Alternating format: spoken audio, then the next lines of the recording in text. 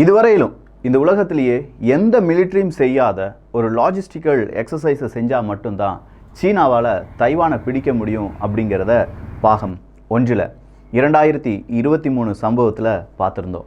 இது பாகம் 2. இந்த சீனா தைவான் பிரச்சனை அப்படிங்கிறத 2 நாட்டு பிரச்சனையாக பார்க்காம இப்போ நடந்திருக்கிற இந்த எதிர்பார்ப்புகள் இல்லை வேறு நாடுகளுடைய தலையீடு, அங்கே இருக்கக்கூடிய நிலம் எப்படி இருக்குது, சீனாவினுடைய எதிர்பார்ப்புகள் என்ன, சீனா எப்படி ஆயத்தம் அடைஞ்சிருக்காங்க, தைவான் எப்படியெல்லாம் அதை தடுக்க நினச்சிட்டு இருக்காங்க, இப்படிங்கிற ஒரு கம்ப்ளீட் பேக்கேஜாக பாகம் 2 இதோடி முடிக்க போகிறோம்.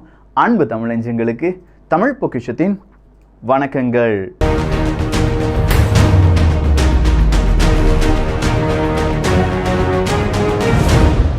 டாப்பிக்கில் போகிறதுக்கு முன்னாடி இந்தியாவினுடைய கடற்படை, ஏன்னா நம்ம இப்போ பார்க்க போகிற இந்த சீனா தைவான் பிரச்சனையில் மெயினாக விளையாட போடுறதே கடற்படை தான். ஸோ இந்தியாவினுடைய கடற்படை எப்படி இருக்குது, அதனுடைய வரலாறு என்ன, அதனுடைய அடுத்த கட்ட நகர்வு என்ன, இப்படிங்கிறத ஒரு தமிழ் ஆடியோ புக் வடிவில் ரிலீஸ் பண்ணியிருக்காங்க குக் எஃப்எம். அந்த ஆடியோ புக்கை நீங்கள் கேட்கணும்னா குக் எஃப்எம்மை டவுன்லோட் பண்ணிக்கோங்க. டவுன்லோட் பண்ணுறதுக்கான லிங்க் எல்லாமே டெஸ்கிரிப்ஷனில் கொடுத்துருக்கேன். அப்படி டவுன்லோட் பண்ண பிறகு 50% டிஸ்கவுண்ட் கிடைக்க நீங்கள் யூஸ் பண்ண வேண்டிய கோட் TPM 50 அப்படிங்கிறது தான். வருடத்திற்கு 399 ரூபாய் கிடையாது, 199 ரூபாய்க்கு தமிழ் ஆடியோ புக் சம்மரி, இன்னும் பல லாங்குவேஜில் ஆடியோ புக் சம்மரி எல்லாமே நீங்கள் கேட்கலாம். இப்போ தீபாவளி வேறு 19ஆம் தேதியிலேருந்து 25ஆம் தேதி வரை, அதாவது இன்றைய தினம் ரொம்ப பெரிய ஸ்பெஷல் ஆஃபர்ஸ் எல்லாமே கொடுத்துருக்காங்க. ஸோ குக் எஃப்எம்மை டவுன்லோட் பண்ணிக்கோங்க. அது மட்டும் இல்லை, உங்களுக்கு தேவையான புத்தகங்கள் இல்லை குக் எஃப்எம்மில் ஏதாவது ஒரு டவுட் இருந்தாலோ நீங்கள் கீழே கொடுத்துருக்கிற கூகுள் ஃபார்மை யூஸ் பண்ணிக்கலாம். கேளுங்க மனதுக்கு பிடித்ததை. ஸோ இந்தியாவினுடைய கப்பற்படை அப்படின்னு சொல்லும் போதே இங்கே சீனாவினுடைய கப்பற்படை தான் ரொம்ப பெரிய அளவில் பார்க்கப்படுது. போன ஒரு பதிவில் பாகம் 1 நம்ம பார்த்தோம், சீனா என்ன செஞ்சுட்டு இருக்காங்கன்னா அவங்களுடைய விமானப்படை ரொம்ப பெரிய அளவில் வீக் ஆகிட்டே இருக்குது, அதனால் பிற நாட்டு விமானிகளை ஹையர் பண்ணிட்டு இருக்காங்க அப்படிங்கிறத பார்த்தோம். UK எப்பா நீ இப்படி ஹையர் பண்ணிட்டு இருக்க, அதுவும் சவுத் ஆஃப்ரிக்காவில் ஒரு நிறுவனத்தை தொடங்கி அந்த நிறுவனம் வழியாக இப்படி ஹையர் பண்ணுற அப்படிங்கிறத UK கண்டுபிடிச்சிட்டாங்க. UK கண்டுபிடிச்சது மட்டும் கிடையாது, பிரான்ஸும் இப்போ என்ன சொல்கிறாங்கன்னா எங்களுடைய விமானிகளும் சீன விமான நிலையத்தில் சீனா என்ன செஞ்சுருக்காங்க, ஹையர் பண்ணியிருக்காங்க அப்படின்னு சொல்கிறாங்க. ஆஸ்திரேலியா அந்த பக்கம் இருந்து எங்கள் விமானியும் அங்கே ஹையர் பண்ணியிருக்காங்கப்பா அப்படின்னு சொல்கிறாங்க. ஒட்டுமொத்தமாக ஒரு பெரிய ஒரு பரபரப்பை ஏற்படுத்தியிருக்கு. அது எப்படி இத்தனை விமானிகளை அவங்க ஹையர் பண்ணி என்ன செஞ்சிட்ருக்காங்க அப்படிங்கிறது தான். ஸோ கப்பற்படை ரொம்ப ஸ்ட்ராங்காக இருக்குது, விமானப்படை ரொம்ப வீக்காக இருக்குது. விமானப்படையை வச்சு இப்போதைக்கு தைவான் அடிக்க முடியுமா அப்படிங்கிறது இன்னொரு பக்கமாக இருக்கட்டும். அடுத்ததா இந்த தைவான் அப்படிங்கிற நிலப்பரப்பை நம்ம பார்க்கணும். இந்த தைவான் அப்படிங்கிறது ஒரு தீவு, ஆனால் ஒரு தீவா அப்படின்னு பார்த்தா இல்லை, 166 தீவு கூட்டங்களுடைய ஒட்டுமொத்தமான ஒரு பெயர் தான் தைவான். இந்த தைவானுக்கு இன்னொரு பெயர் இருக்குது, அதுதான் உண்மையான பெயரும் கூட, ரிப்பப்ளிக் ஆஃப் சீனா என்பது தான். ஸோ இந்த ரிப்பப்ளிக் ஆஃப் சீனா அப்படிங்கிறது 166 தீவுகளை உள்ளடக்கியது அப்படிங்கிறத பார்த்தோம். இதில் கரெக்டாக டாப்பை அப்படிங்கிற அவங்களுடைய தலைநகரத்திலிருந்து ஒரு 30 மைல் தொலைவில் இருக்கக்கூடிய மிக முக்கியமான ஒரு தீவு கூட்டம் தான் பெங்கு அப்படிங்கிற தீவு கூட்டம். இந்த தீவு கூட்டத்தில் எத்தனை தீவுகள் இருக்குது அப்படின்னு கேட்டிங்கன்னா கிட்டத்தட்ட 90 தீவுகள் இருக்குது. இந்த 90 தீவுகள் தான் தைவானை காக்கக்கூடிய மிக முக்கியமான தீவு கூட்டம். ஸோ தைவான் அப்படிங்கிற அவங்களுடைய சென்ட்ரலைஸ்டு பொசிஷனை தாக்குவதற்கு இல்லை தைவானுடைய தலைநகரம் டாப்பை அப்படிங்கிறத அவங்க பிடித்தெடுப்பதற்கு எதை தாண்டி வரணும், இந்த பெங்கு அப்படிங்கிற 90 தீவுகளை உள்ளடக்கிய நிலப்பரப்பை தாண்டி வரணும். இந்த பெங்கு அப்படிங்கிறது உங்கள் மனசில் அப்படியே இருக்கட்டும். இப்போ நம்ம பார்க்க போகிறது தைவானுடைய ஈஸ்ட் சைடு அப்படின்னு சொல்லலாம். தைவானுடைய ஈஸ்ட் சைடில் ரொம்ப பெரிய மலை குன்றுகளும் அதே மாதிரி விமானங்கள்லாம் வந்து இறங்க முடியாத லேண்டிங் ஏரியாலாம் இல்லாத ஒரு ஏரியா. அங்கே இருக்கக்கூடிய மலை, அங்கே இருக்கக்கூடிய குன்றுகள், அங்கே இருக்கக்கூடிய லேண்டிங் ஏரியா இல்லாமல் இல்லாட்டி சமதளம் இல்லாத இந்த பகுதிகள் அப்படின்னு சொல்லும்போது ஈஸ்ட் சைடு வழியாக தைவானை யாரால் நெருங்க முடியாது, சீனாவால் நெருங்க முடியாது. உங்களுக்கு சுலபமாக புரியணும்னா சீனா தைவான், இந்த தைவானுடைய சென்ட்ரல் பொசிஷன் எடுத்து சீனாவினுடைய அதே அந்த கடல் மட்டத்தில் ஒரு நடுவில் ஒரு புள்ளி வச்சுக்கோங்க. அந்த புள்ளியை சுற்றி சர்க்கிள் வரைங்க. ஒரு சர்க்கிள் வரையும் போது அந்த சர்க்கிள் எங்கெல்லாம் போகுதோ அது வழியாக மட்டும்தான் தைவானை அட்டாக் பண்ண முடியும் சீனாவால். இந்த இமேஜ் உங்களுக்கு உதவியாக இருக்கும். ஸோ ஈஸ்ட் சைடில் இருந்து தைவானை அட்டாக் பண்ண முடியாது அப்படிங்கிறது யாருக்கு தெரியும்? இதே சீனாவுக்கு தெரியும். ஸோ ஈஸ்ட் சைடு வழியாக எதுவுமே செய்ய முடியாது. அடுத்ததாக இருக்கக்கூடியது வடபகுதி தான், நார்த்தன் சைடு அப்படின்னு சொல்லலாம். இந்த நார்த்தன் சைடு தான் நம்ம சொன்ன தைவானுடைய தலைநகரம் டாப்பை அப்படிங்கிறது இருக்குது. ஸோ இந்த டாப்பை அப்படிங்கிறது நார்த்தன் சைடில் இருக்கிறதுனால அங்கே எப்போவுமே என்ன இருக்கும், மிகப்பெரிய அளவில் பல மிசைல்ஸ் அப்படிங்கிறதும் இல்லை ஏவுகணைகளை வழிமறைத்து தாக்கக்கூடிய மிசைல்ஸ், ஆன்டி மிசைல் சிஸ்டமும், கப்பல்கள் வந்தால் ஆன்டி ஷிப் மிசைல்ஸும், பலவிதமான இராணுவ படைகளும் அங்கே குவிக்கப்பட்டிருக்கும். ஸோ அது வழியாக அட்டாக் பண்ணுறது அப்படிங்கிறது அவ்வளோ சுலபமான விஷயம் கிடையவே கிடையாது. உதாரணத்துக்கு சொல்லிடுறேனே, ஆப்கானிஸ்தான் யுத்தம் நடந்துட்டு இருக்கு. தாலிபன்கள் ஆப்கானிஸ்தானை பிடிக்க போகும்போது தாலிபன்கள் என்ன செய்யறாங்க, அந்த காபூல் அப்படிங்கிற அவங்களுடைய தலைநகரத்தை பிடிப்பதற்கு ரொம்ப பெரிய அளவில் ஸ்ட்ரகிள் பண்றாங்க. ஸோ அந்த தலைநகரத்தை பிடிச்சிட்டாங்கன்னா ஓகே, ஒரு நாடை பிடிச்ச மாதிரி. அதனால தான் டெல்லி அப்படிங்கிறது இந்தியாவுக்கு ரொம்ப பெரிய முக்கியமான ஒரு இடம். டெல்லியை பிடிச்சிட்டாங்கன்னா நம்ம இந்திய நாட்டை அவங்க அடிமைப்படுத்தினதுக்கு துல்லியம். அதே மாதிரி டாய்பே அப்படிங்கிற இவங்களுடைய தலைநகரத்தை பிடிப்பதற்கு சீனா முயற்சி செய்தாலும் அது அவ்வளோ ஈஸியாக முடியாது. அதுக்கு முன்னாடியே இங்கே பல சிக்கல்கள் அப்படிங்கிறது இருக்குது. நம்ம முதல்ல சொன்ன மாதிரி இந்த பெங்கு அப்படிங்கிற இந்த ஒரு தீவுக்கூட்டம் 90 தீவுக்கூட்டங்கள் இருக்குது பார்த்தீங்களா, இதை தாண்டி தான் எங்கே வந்தாகணும், இந்த டாய்பே அப்படிங்கிற இடத்துக்குலாம் வந்தாகணும். ஸோ சீனாட்ட இருக்கக்கூடிய ஒரே ஒரு வழி என்ன அப்படின்னு கேட்டிங்கன்னா சவுத் வெஸ்ட் கோஸ்ட் அப்படின்னு சொல்லலாம். இந்த சவுத் வெஸ்ட் கோஸ்ட் வழியாகத்தான் சீனாவால் உள்ளவே வர முடியும். இந்த சவுத் வெஸ்ட் கோஸ்ட்டுக்குள்ள சீனா வராமல் இருப்பதற்கு இப்போவே இவங்க பல விதமான நடவடிக்கையில் ஈடுபட்டுட்டாங்க. ஆல்ரெடி ஒரு 20 லட்சம் நபர்கள் ரிசர்வாக இருந்தாலும் 7 வருஷம் 8 வருஷம் யாருக்குமே ட்ரைனிங் கிடைக்காத நபர்களுக்கு மறுபடியும் ட்ரைனிங் கொடுத்துட்ருக்காங்க தைவான். இது ஒரு புறம் இருக்க, இந்த மாதிரி சவுத் வெஸ்ட் ரீஜன் வழியாக இவங்க வரலாம் அப்படின்னு சொன்னதுனால அங்கே பல விதமான குட்டி குட்டி துறைமுகங்கள், குட்டி குட்டி அவுட் போஸ்ட்லாம் அமைத்து வைத்திருக்கிறார்கள்.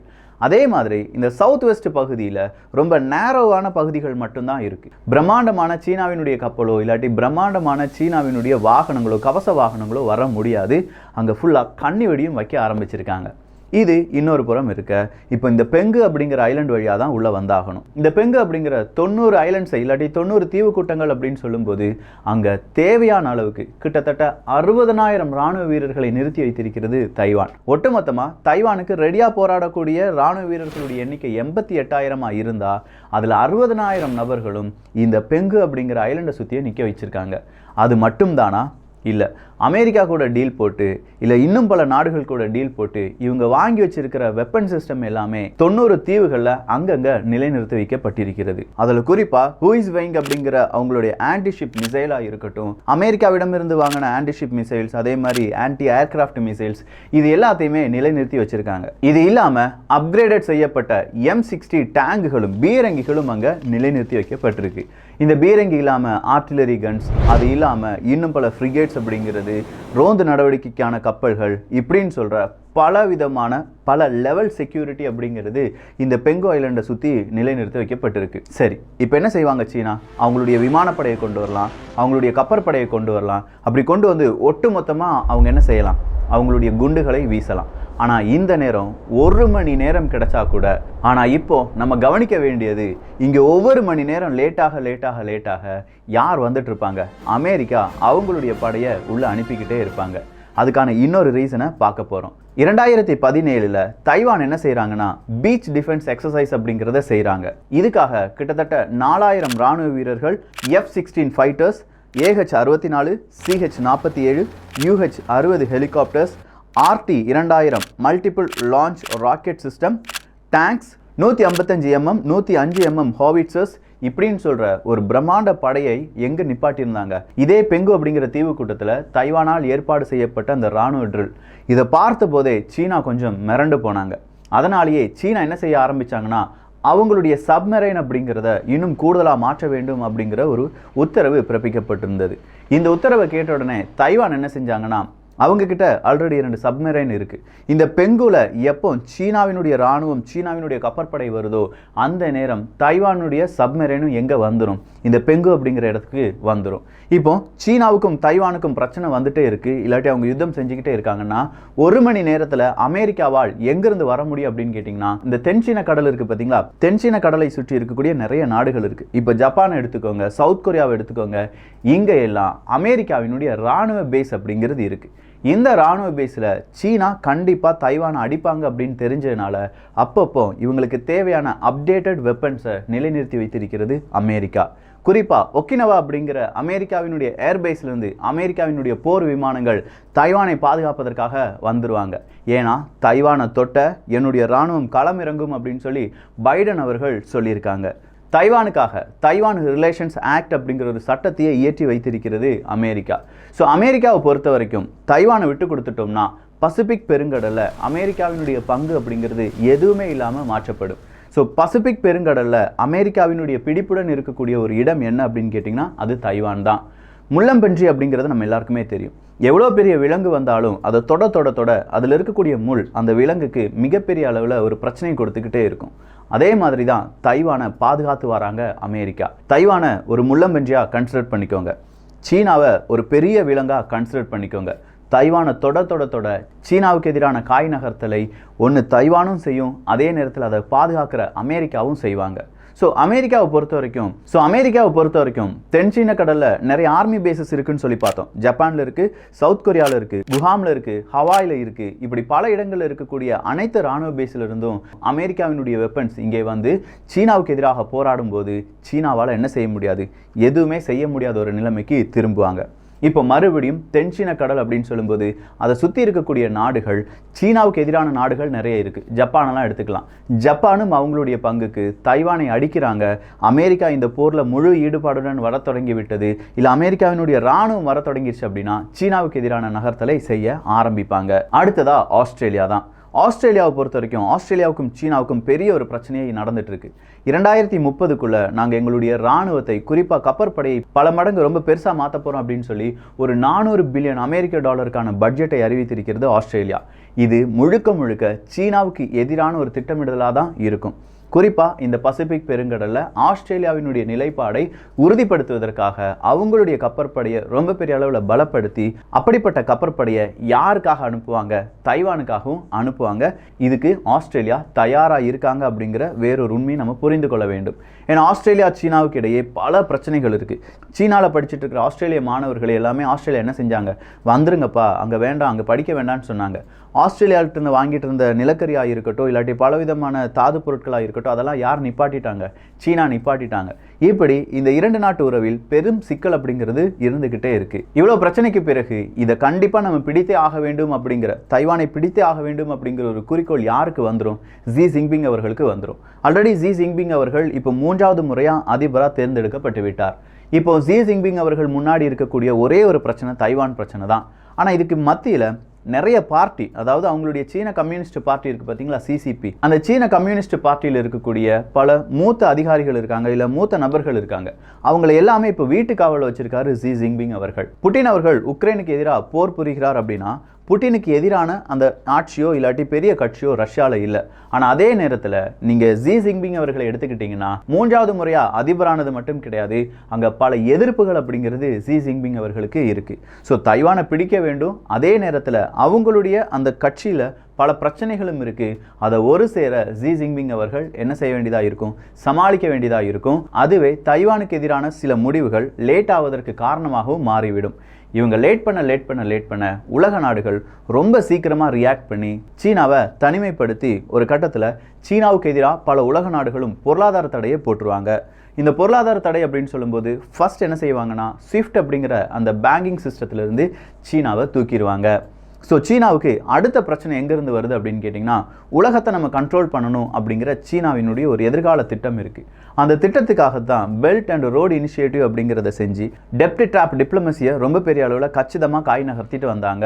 ஸோ இப்போ தைவானுக்கு எதிராக சீனா வெளியில் வந்துட்டாங்க, இல்லை ரொம்ப பெரிய அளவில் 2023 ஒரு தாக்குதலை தொடங்கிட்டாங்கன்னா இந்த பெல்ட் அண்ட் ரோடு இனிஷியேட்டிவ் அப்படிங்கிறதும், அதுக்காக பல பில்லியன் அமெரிக்க டாலர் செலவழிச்சிருக்கிற சீனாவினுடைய ஒட்டுமொத்தமான ப்ராஜெக்டும் அப்படியே ஸ்ட்ரக் ஆயிரும். அப்படி ஸ்ட்ரக் ஆகிறது மட்டும் கிடையாது, அந்த பொருளாதார தடை, ஸ்விஃப்ட் சிஸ்டத்திலேருந்து சீனாவை வெளியேற்றுவது, ஏன்னா ரஷ்யாவும் இப்படி தான் செஞ்சாங்க. இப்படி எல்லாம் பார்க்கும்போது சீனாவினுடைய எக்கனாமி அடி வாங்க தொடங்கும். சீனாவினுடைய எக்கனாமி அப்படிங்கிறது முழுக்க அவங்களுடைய எக்ஸ்போர்ட்டை நம்பி மட்டும்தான் இருக்குது. அங்கே எப்படி மனிதர்கள் கூடுதலாக இருக்காங்களோ அந்த மனிதர்களை வைத்து அவங்க செய்யக்கூடிய பலவிதமான தொழிற்சாலைகள், அந்த தொழிற்சாலையிலிருந்து வெளியேறக்கூடிய ப்ராடக்ட், அந்த ப்ராடக்டை நம்பி தான் சீனாவினுடைய எக்கனாமி அப்படிங்கிறத பில்ட் பண்ணி வச்சுருக்காங்க. ஸோ சீனாவினுடைய எக்கனாமியை பாதிக்கிற மாதிரி பொருளாதார தடைகள் வந்தது அப்படின்னா ஒரு மாதத்துக்குள்ளேயே சீனாவினுடைய எக்கனாமி அப்படியே பாதியாக குறைஞ்சிரும். அப்படி பாதியாக குறைஞ்சிச்சுன்னா அது சீனாவுக்கு 10 வருடத்திற்கு பின்னால் போனதுக்கான துல்லியமாக மாறிவிடும். இது பெரும் இழப்பை சீனாவுக்கு தரும். இப்படி எல்லா விஷயமும் சீனா என்ன செய்வாங்க, யோசிக்க ஆரம்பிப்பாங்க. அது இல்லாமல் 2 குழுக்கள் அப்படிங்கிறது இந்த பசிபிக் பெருங்கடலை பாதுகாப்பதற்காக இருக்காங்க. ஒரு குழு அப்படிங்கிறது பாகிஸ்தான் மற்றும் சீனா, இன்னொரு குழு அப்படின்னு சொல்லும்போது குவாட் அமைப்பை நீங்கள் எடுத்து பார்க்கலாம். குவாட் அமைப்பு எடுத்து பார்த்தீங்கன்னா ஆஸ்திரேலியா இருக்காங்க, ஜப்பான் இருக்காங்க, இந்தியா இருக்காங்க, அமெரிக்கா இருக்காங்க. ஸோ இந்த 4 நாடுகளுடைய கூட்டமைப்பு உருவாக்கப்படும் போதே சீனா ரொம்ப பெரிய அளவில் அவங்களுடைய பயத்தை எக்ஸ்பிரஸ் பண்ணியிருந்தாங்க. இது எனக்கு எதிரான கூட்டணி தான், எனக்கு எதிராக தான் என்னமோ பேசிட்டு இருக்கீங்க அப்படின்னு சொல்லிட்டு இருந்தாங்க. ஸோ இந்த கூட்டணி ரொம்ப பெரிய அளவில் சீனாவினுடைய எதிர்ப்பு நிலையில் இருந்தாலும் ஜப்பானும் அமெரிக்காவும் நேரடியாக சீனாவை எதிர்த்து அடிக்கும்போது ஆஸ்திரேலியா போதுமான உதவிகளை செய்து கொடுக்கும்போது அந்த இடத்துல இந்தியா மட்டும் என்ன சொல்லுவாங்க, எப்பா நான் இப்படியே நிற்கிறேன், குவாட் நீங்கள் அடிச்சுக்கோங்க, நான் எந்த பக்கமும் சாயாமல் இது இப்படி மட்டும் செஞ்சுக்கோங்க அப்படின்னு சொல்லி நேரடி யுத்தத்தில் களம் இறங்காது இந்தியா. ஏன்னா நேரடி யுத்தத்தில் இந்தியா களம் இறங்கியது என்றால் சீனாவிலிருந்து எக்ஸ்போர்ட் ஆகாத பல விஷயங்கள் அடுத்ததாக யாரை தான் நம்பி இருப்பாங்க, இந்தியாவை நம்பி தான் பல உலக நாடுகள் இருக்கும். இந்தியாவை வச்சு மிகப்பெரிய ஒரு ஜியோ பொலிட்டிக்ஸ் அப்படிங்கிறத மூவ் பண்ண ட்ரை பண்ணுவாங்க அமெரிக்கா. அந்த தருணத்தை சரியாக இந்தியா பயன்படுத்துவதற்காக இதுக்காகவே நம்ம காத்துட்ருக்கோம் அப்படின்னு சொல்லலாம். ஸோ 2023 அடுத்ததாக இன்னொரு விஷயம் நடப்பதற்கான வாய்ப்புகளும் இருக்குது. தைவான் கொஞ்சம் கொஞ்சமாக சீனாவின் பக்கம் வந்துக்கிட்டே இருக்காங்க. 2021 பார்த்தீங்கன்னா 188 பில்லியன் அமெரிக்க டாலர் அளவுக்கான எக்ஸ்போர்ட் அப்படிங்கிறது தைவானிடம் இருந்து சீனாவுக்கு சென்றிருக்கிறது. கிட்டத்தட்ட 30 லட்சம் நபர்கள் அப்படிங்கிறவங்க தைவானை சேர்ந்தவர்கள் சீனாவில் இருந்து வேலை பார்க்குறாங்க. தைவானை சேர்ந்த பல நிறுவனங்களும் சீனாவில் தான் அவங்களுடைய மிக முக்கியமான ஆஃபீஸ் அப்படிங்கிறதெல்லாம் வச்சுருக்காங்க. செமிகண்டக்டர்ஸ்லேருந்து அங்கே இருக்கக்கூடிய சின்ன சின்ன வேலை வர தைவானில் இருக்கக்கூடிய பல ஃபேக்ட்ரிஸ் அப்படிங்கிறது சீனாலையும் இருக்குது. ஸோ சீனாவும் தைவானும் இன்னும் கொஞ்சம் நெருங்கி வந்துட்டாங்கன்னா நேரடியாக சீனா என்ன செய்யலாம், எந்த யுத்தமும் செய்யாமல் ஓகே நம்ம பேச்சுவார்த்தை வழியாக முடிச்சுக்கலாம் அப்படின்னு சொல்லி சின்னதாக யாருக்கும் எந்த ப்ராப்ளமும் இல்லாத அளவுக்கு இந்த இஷ்யூவை மாற்றலாம். ஆனால் அதுக்கு அமெரிக்கா போன்ற நாடுகள் சம்மதிப்பாங்களா அப்படிங்கிறது ஒரு பெரிய கேள்விதான். இதுக்கு மத்தியில் வியட்நாம், பிலிப்பைன்ஸ், இந்தோனேஷியா இப்படின்னு சொல்கிற சில நாடுகள் இருக்காங்க. இவங்க எல்லாருமே தென்சீன கடலில் சீனாவுக்கு எதிரான நிலைப்பாடை எடுக்கக்கூடிய நபர்கள். ஸோ இவங்களும் என்ன செய்வாங்க, இந்த தருணத்தை பயன்படுத்தி சீனாவிடம் இருந்து இல்லாட்டி இவங்களுக்கு தேவையான நிலப்பரப்பு என்ன, அந்த நிலப்பரப்பு எனக்கு தான் சொந்தம், சீனாவுக்கு சொந்தம் இல்லை, சீனாவுக்கு எதிரான காய் நகர்த்தல் இப்படின்னு சொல்லி அவங்களும் கொஞ்சம் பிஸி ஆவாங்க. ஸோ 2023 நம்ம எக்ஸ்பெக்ட் பண்ணுறது என்ன அப்படின்னா, சீனா தைவான் இடையே ஒரு பேச்சுவார்த்தை. அந்த பேச்சுவார்த்தையில் தைவானை எப்படியாவது சமாளிக்க வைப்பதற்கு ஒன்று நல்ல ஒரு ரிலேஷன்ஷிப்பை மெயின்டைன் பண்ணணும். அப்படி இல்லைனா ரொம்ப பெரிய அளவு அவங்களுடைய இராணுவ பலத்தை காண்பிக்க வேண்டியதாக இருக்கும் சீனாவுக்கு.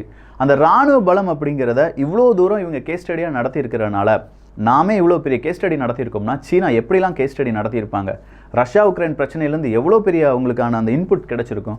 ஸோ இதை பேஸ் பண்ணி 2023 ஃபஸ்ட்டு கட்ட பேச்சுவார்த்தை நடத்தப்பட்டு அதன் பிறகு கிராஜுவலாக அந்த பேச்சுவார்த்தை ஃபெயிலியர் ஆயிடுச்சு, இல்லை மறுபடியும் நான்சி பெலோசி மாதிரியான யாராவது ஒரு உயர் அதிகாரி, அமெரிக்காவினுடைய உயர் அதிகாரி தைவான் பக்கம் போனாங்கன்னா அது உடனடியான ஒரு யுத்தமாக மாற்றப்படும். அப்படி இல்லைனா கிராஜுவல் பேச்சுவார்த்தை வழியாக அனெக்ஸ் பண்ண ட்ரை பண்ணுவாங்க.